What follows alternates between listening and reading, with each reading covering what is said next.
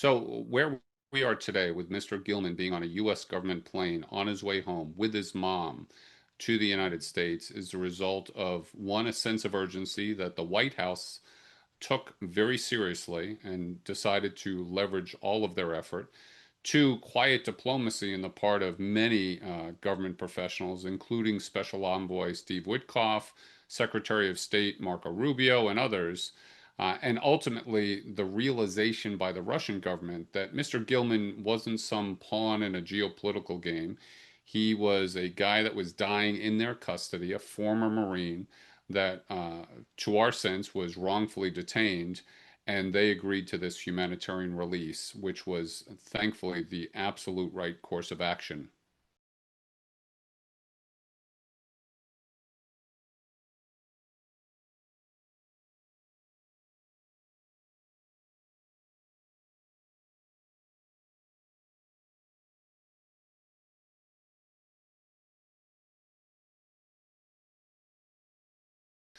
We were receiving reports through his family and through the embassy that his health was in imminent jeopardy, that his life was in imminent jeopardy.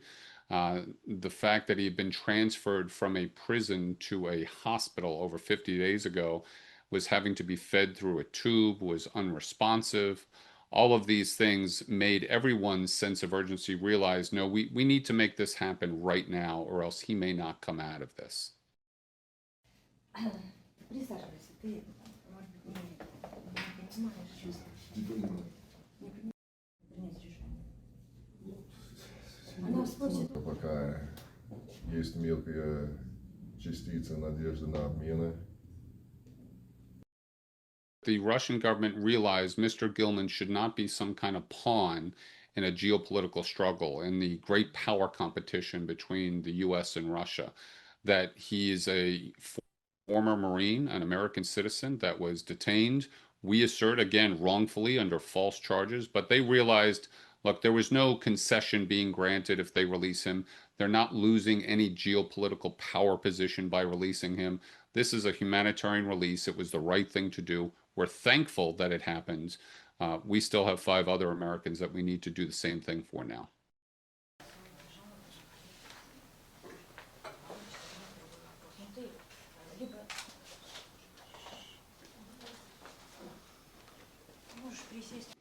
Уголовного кодекса был эпизод с Бокаревым от 14-го.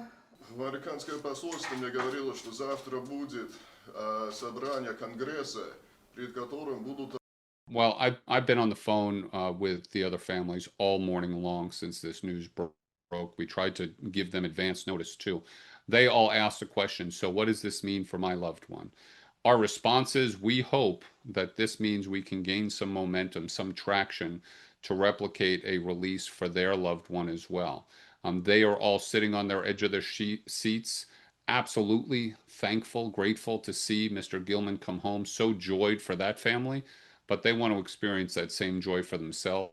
So we're going to be in constant communication with them as well, and looking to the U.S. government to see, okay, how can we keep this going? How can we get these other Americans home?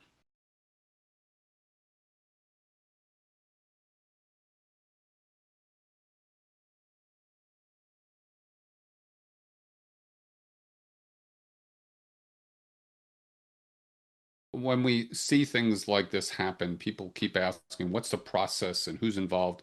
Look, people should just take comfort in the fact that an entire team of quiet professionals in the U.S. government have made this happen alongside the White House and very, very senior administration officials.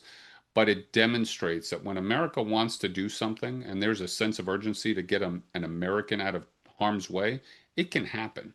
And we're very grateful. The family is overjoyed to see all of this transpire. They are, just trying to get to Robert so that they can all have that joyful family reunion. We want to see that for other families too.